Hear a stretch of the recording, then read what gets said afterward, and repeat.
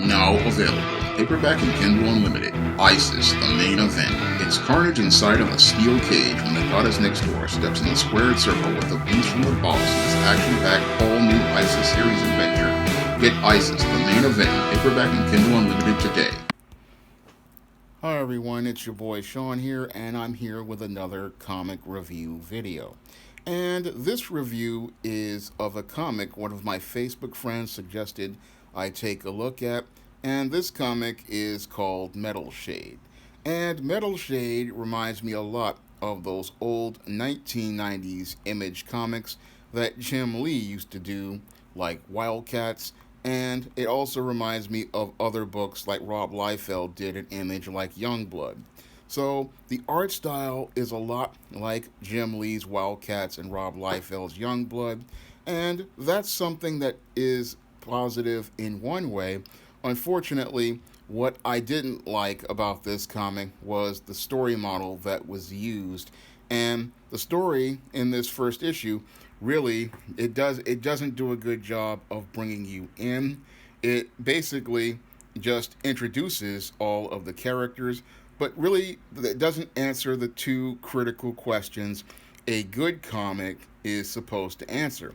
Now, a good comic is supposed to answer the three questions: who is the main character, what do they want, and basically what conflict is preventing them from achieving what they want.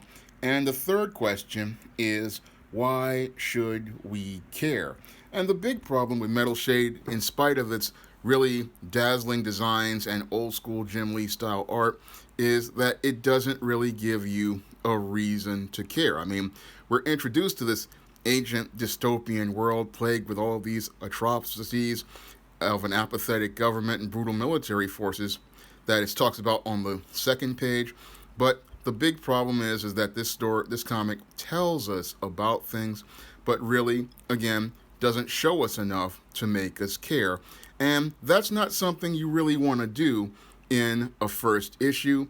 In a first issue, you have to understand this is your first and maybe possibly only opportunity to reach the reader, and you have to go out here and put together your story to the point where you can leave a powerful first impression on them.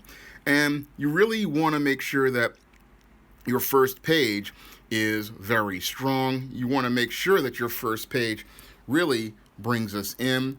And this page, again, it looks interesting. The visual is nice, but it's a little too passive. And that was one of the problems I had with it. You're introducing the characters, and you're introducing them in a very slow fashion. We get what looks like somebody Necronius Prime and a setup for the story, and the whole first issue is basically just showing us these characters, but it really does not really give us a reason to care. We don't really get brought into the conflict of the story. We just get like an introduction to each of the characters and their lives. So we get to meet all of these fantastic heroes. Necronius Prime on page, I think, 3 or 4. We get to meet this other character with an arm, Vexa and Grumbler. We get to meet Riplock, and we get to meet all these characters. But the big problem is we get to meet them, we get to see them, we don't really get a reason to care about the action going on. So we're meeting people, and that's a good thing, but a good comic writer is going to try to do that in the first 2 or 3 pages. This comic, it tries to set up the story. It's like the first issue. It follows one of these modern approaches to comic storytelling, and that modern approach to comic storytelling, where you're going to take a whole issue to basically introduce us to all these characters, that really is not really a really good thing to do, because you really want to get your readers into the story. You really want to get them excited about what's going on, but we really don't get that with Metalshade. And the concepts and the designs are very nice and visually strong, but the writing, it just doesn't really give you that reason to come in. It's like this first issue is just, hey, here are the characters, but the big problem is we need the conflict. Yes, you've introduced the characters and you're assembling the team, but most readers out here, you get one shot. And if they see a comic like this that's filled with exposition, and they're not coming back for the next issue because they just spent $5, and while you may have this fantastic art and these amazing characters, you're not really going to get me to come back for a second issue. So when you have a first issue, you really want to make sure you go out here and introduce us to that character, introduce us to that conflict, put that character in action, and give me a reason to pick up the second issue.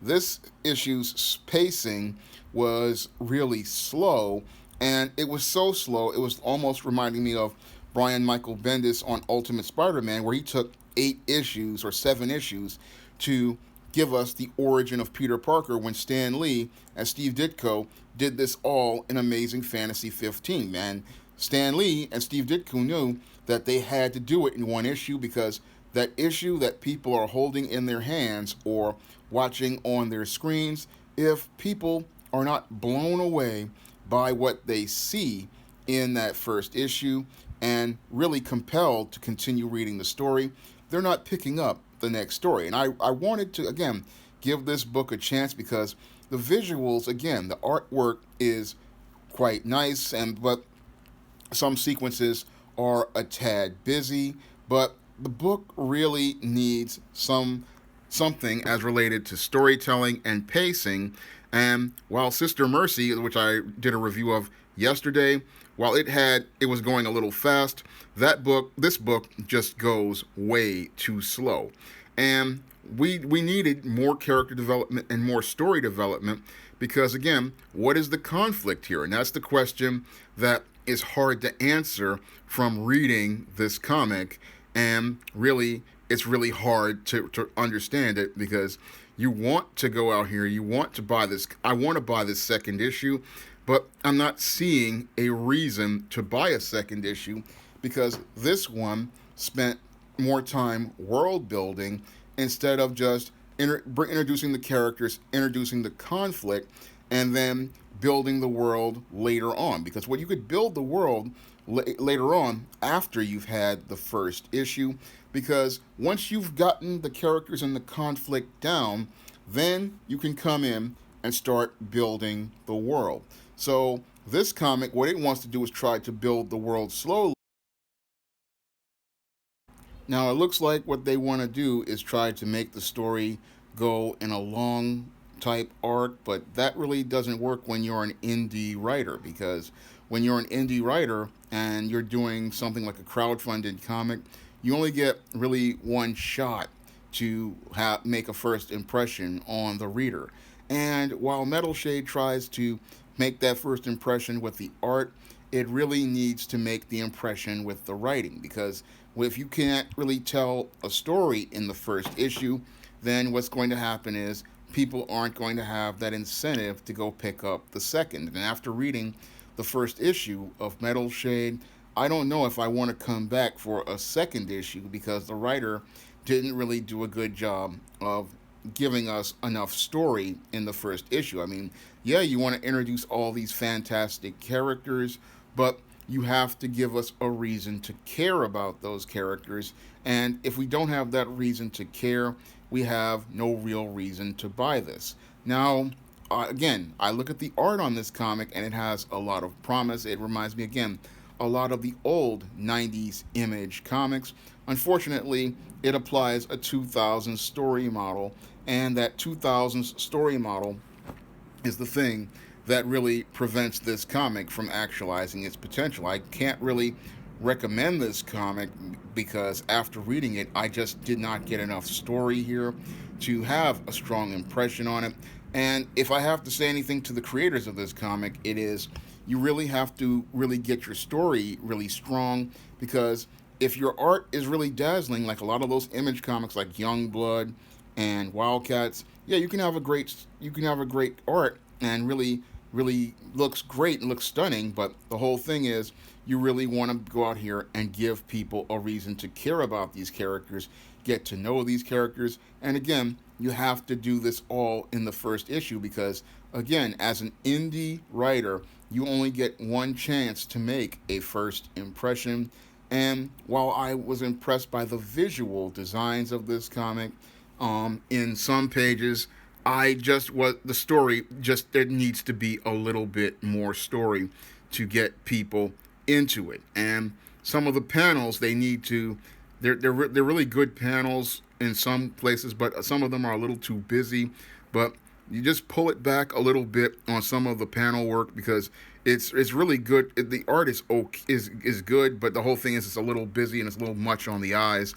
So Metalshade is something that, while I can't recommend it, I believe that there's room for the artist and the writer to improve, and they really have to, as I see it, if they want to get the second issue out there to continue this story, they have to really focus on giving us that reason to care about these characters, care about their struggles, and care about things, because if people don't care, they're not going to buy it. And I like the designs, but I just need a reason to care about these characters. I need a relationship to be shown to me. And again, we get introduced to everybody, but we needed to have been introduced to everybody in a little bit of a faster pace in order to sell that first issue. Because again, the first book people hold in people's hands, that's what's going to sell your comic. And if you can't sell your comic in the first issue, then it's going to be really hard to sell the second issue. I'm hoping that the creators of Metalshade can go out here and improve, because there is room for improvement. And if they can come out with a stronger second issue, then it's possible for this book to gain strong momentum and find an audience. Now, if you want to pick up some of my SJS Direct publications, like the ISIS series, the E-Steam series, the John Haynes series, and the books of the Spinsterella trilogy, you can find all of those books on Amazon.com in paperback and Kindle format.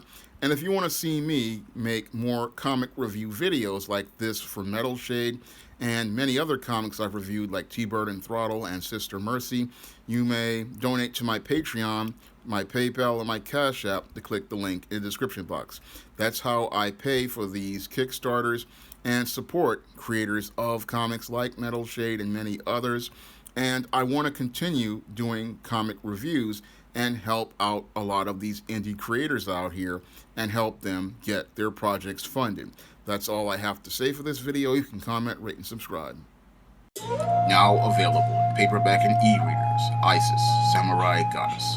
The Goddess Next Door takes on Kung Fu killers in this action-packed martial arts ISIS series adventure. Get ISIS, Samurai Goddess in paperback and e-readers today.